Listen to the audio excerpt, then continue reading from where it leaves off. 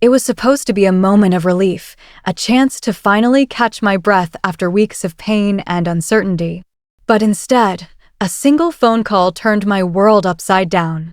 "Now it's my turn to live in luxury," Jennifer's voice sneered through the phone, dripping with sarcasm and a bitter edge that cut deep. My heart sank as her words echoed in my mind. I felt a heavy, sinking feeling in my stomach, like a stone dropping into a dark well. Quickly, I fumbled with my phone, my hands trembling as I opened my banking app. What I saw made my pulse race and my breath catch in my throat. Charges, endless charges, stared back at me, $90, 000 spent on extravagant, high-end designer items. Louis Vuitton handbags, Gucci dresses, Cartier jewelry. It was as if someone had been living a fantasy life while I was fighting for my own in a hospital bed. My name is Mary Berry. I'm 35 years old, and I've always worked tirelessly to build a good life for myself and my family. Just 3 weeks ago, I was released from the hospital after a horrific car accident that left me weak, bruised, and barely able to move. Those weeks were a blur of pain, medication, and the slow, grueling process of recovery. But nothing could have prepared me for this betrayal. The charges on my credit card woke me up faster than any doctor's treatment ever could. Someone had gone on a lavish shopping spree while I lay unconscious, fighting for my life. And I had a sinking suspicion I knew exactly who it was. Jennifer, my sister-in-law, had always been a thorn in my side. Her jealousy was no secret. She'd make snide remarks about my job as a marketing manager, my cozy suburban home, even the clothes I wore to family gatherings. "Oh, Mary, always so put together," she'd say with a forced smile, her eyes glinting with resentment. I brushed it off, thinking it was just her way of coping with her own struggles. After all, she was family, and I wanted to believe she'd never cross a line. But oh, how wrong I was.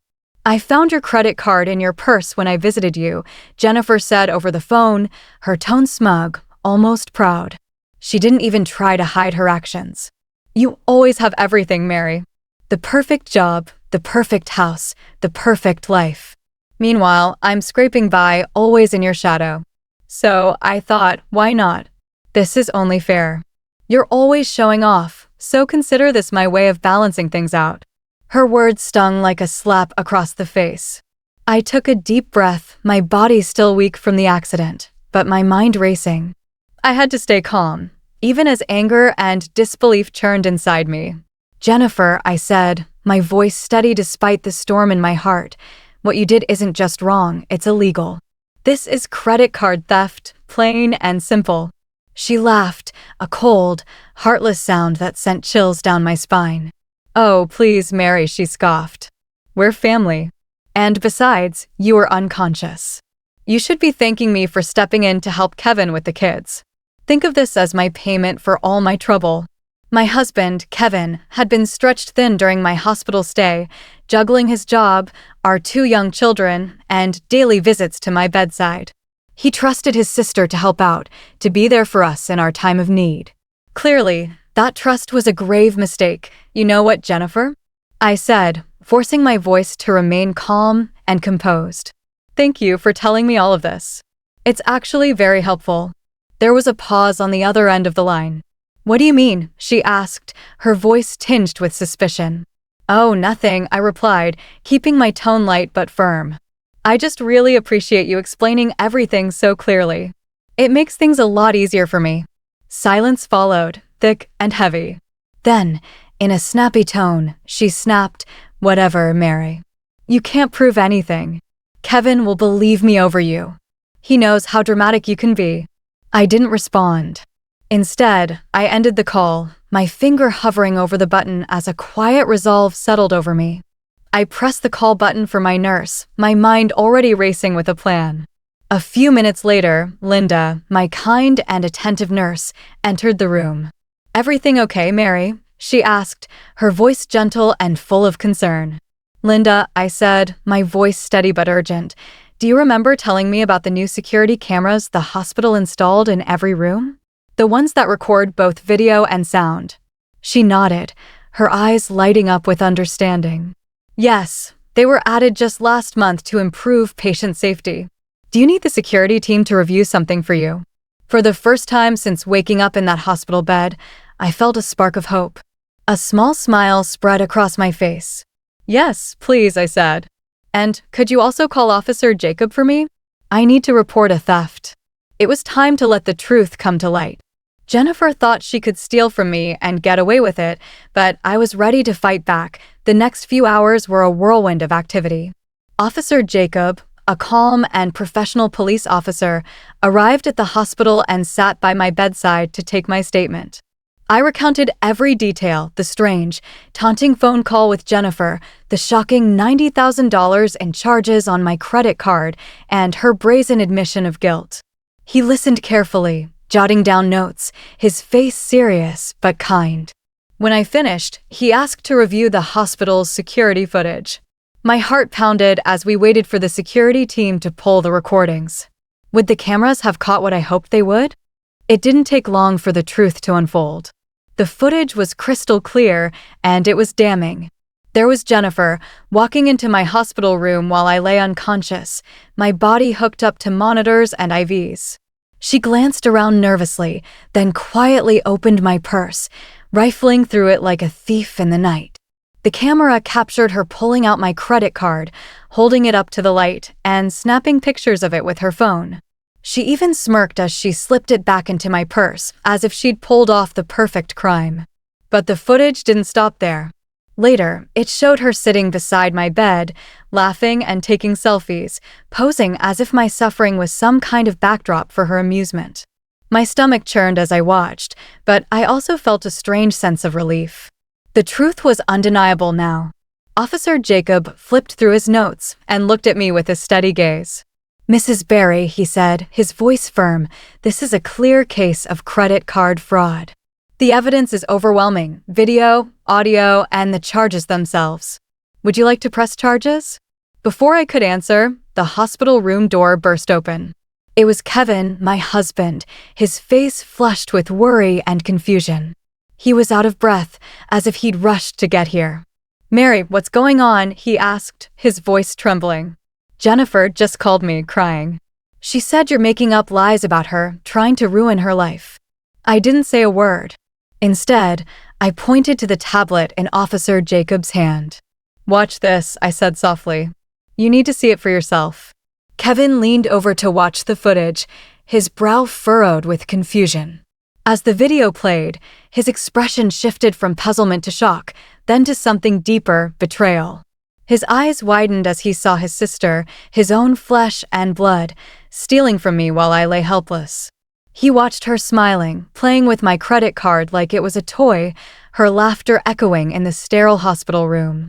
She told me she came to pray for you," Kevin whispered, his voice barely audible. He sank into the chair beside my bed, his hands covering his face. "She said she was helping us, helping with the kids. She helped herself to $90,000 worth of designer goods." Officer Jacob cleared his throat and looked at me again. "Mrs. Berry, shall we move forward with pressing charges?" I glanced at Kevin, whose face was a mix of heartbreak and resolve. He nodded slowly, squeezing my hand. "Do it," he said, his voice steady despite the pain in his eyes. "Jennifer needs to learn that family doesn't steal from family. There have to be consequences." Moments after Officer Jacob left to file the report, my phone rang again. It was Jennifer, her name flashing on the screen like a warning. Kevin picked up the call and put it on speaker, his jaw tight. "Kevin, thank God." Jennifer's voice cried out, thick with fake tears. "Mary's lying. She's trying to ruin my life. You know how she is, always acting like she's better than everyone else." "Stop," Kevin said, his voice cutting through her words like a knife. "We have you on video, Jennifer. The hospital cameras recorded everything, every move you made, every word you said. It's over." There was a long, heavy silence on the other end. Then, in a panicked rush, she stammered, I can explain. I was going to pay it back, I swear. I just needed—" Kevin didn't let her finish. "Save it for the police," he said coldly. "They're on their way to your house right now." He hung up, and I leaned back against my pillow, exhaustion washing over me. But for the first time in weeks, I also felt a sense of calm. The truth was out and justice was coming. The days that followed were a blur of recovery and resolve. My body was healing, thanks to the tireless care of Nurse Linda and the hospital staff, but the emotional wounds were still raw. Officer Jacob returned with an update that confirmed what I already knew. "We arrested Jennifer at her apartment," he said, shaking his head.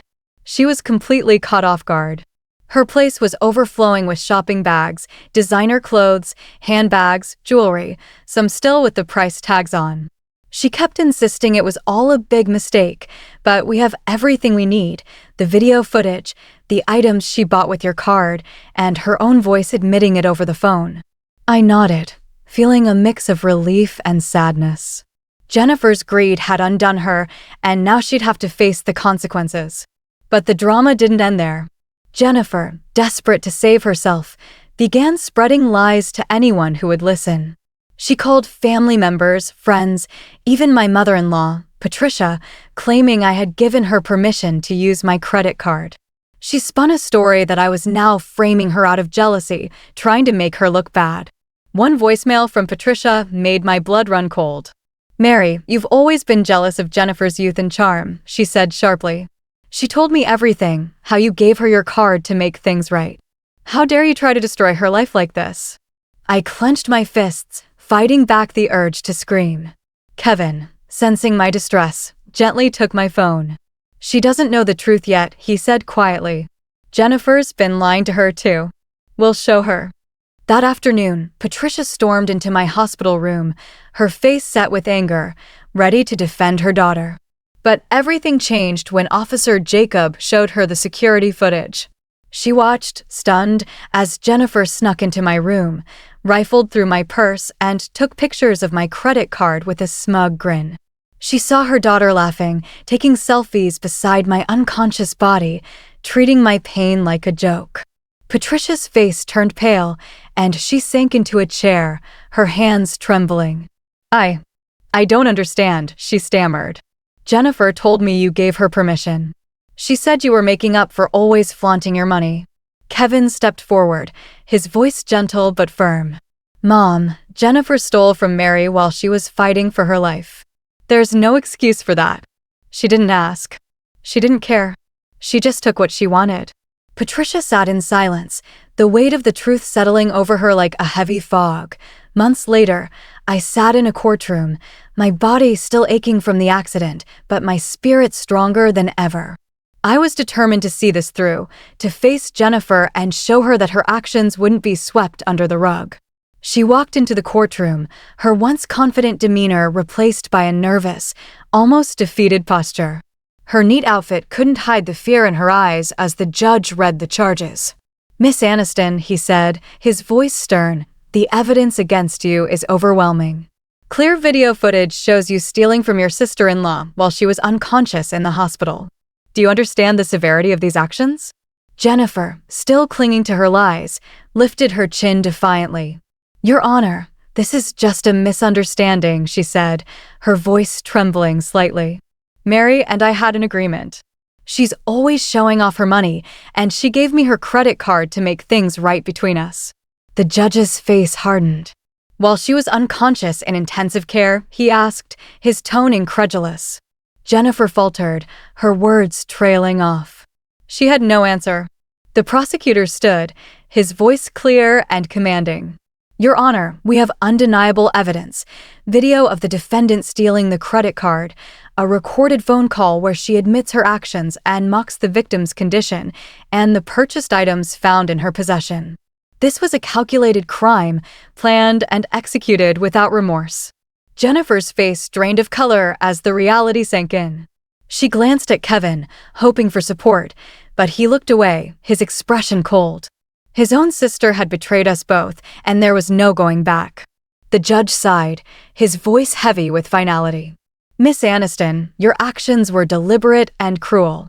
Because of the premeditated nature of this crime, I am rejecting the initial plea deal. This case will proceed to a full trial." Jennifer's lawyer quickly requested a break, and as they stepped into the hallway, her sobs echoed faintly. For the first time, it seemed she realized she couldn't lie her way out of this. Her confidence was gone, replaced by the stark reality of her actions. When the hearing resumed, Jennifer's demeanor had changed. Her confident act was gone, and she agreed to a revised plea deal, her voice barely above a whisper. The judge set a date for her sentencing, and she was led away in handcuffs, her designer clothes replaced by a plain orange jumpsuit. Outside the courthouse, Patricia approached us, her eyes red from crying.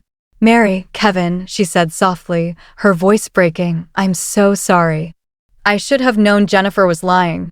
She's always been jealous of you, Mary, but I never imagined she'd go this far." I looked at her, seeing the pain of a mother who had lost faith in her child. "We all wanted to believe she was better than this," I said quietly. "But the truth is out now.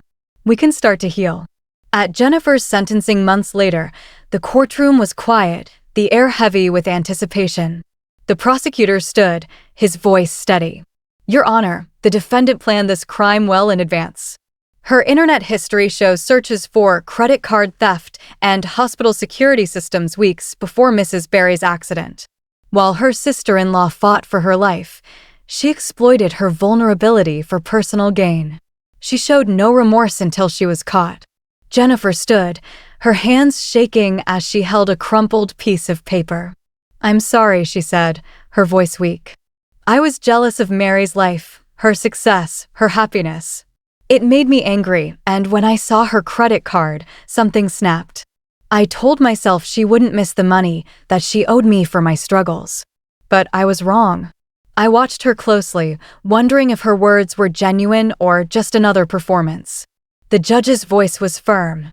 "Miss Aniston, your actions were selfish and cruel. You stole from someone who was defenseless and then lied to cover it up. You are sentenced to 19 months in prison, 6 years of probation, and you must repay the full amount stolen, plus fines. The items you purchased will be sold to cover your debt." As Jennifer was led away, she glanced back at us, her once proud expression replaced by one of defeat. She had lost not just her freedom, but the trust and love of her family. Over the next year, life began to change. The police auctioned off Jennifer's ill-gotten designer goods, most selling for far less than she'd paid. Her once lavish apartment stood empty, a stark reminder of how quickly her world had unraveled. She began writing letters from prison, at first full of excuses and blame, but over time, they shifted. One letter, 8 months into her sentence, stood out. "I didn't just steal your money," she wrote. "I stole your trust and broke our family. The worst part is I can't blame you anymore. This is my fault." I read it several times, feeling a flicker of something, pity, perhaps, but not forgiveness. Not yet. Kevin and I grew closer through the ordeal, leaning on each other to heal. Patricia joined a support group, confronting years of enabling Jennifer's behavior. I made a full physical recovery, but the emotional scars lingered.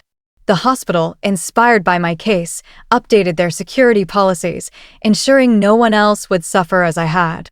Knowing my experience helped others brought a small sense of peace. One day, a prison counselor called, asking if I'd consider a supervised meeting with Jennifer. I thought long and hard, but ultimately said no. Some betrayals cut too deep. I wish her peace, but I don't need to be part of her journey. As I hung up, I looked at Kevin and said, "She's learning the hard way that stealing from family comes with a price: trust, love, and respect. No designer bag is worth that." He nodded, and together, we stepped forward, ready to rebuild our lives with the truth on our side and the hope of a brighter, more honest future. Please feel free to comment below if you liked this. Remember to like and subscribers for more.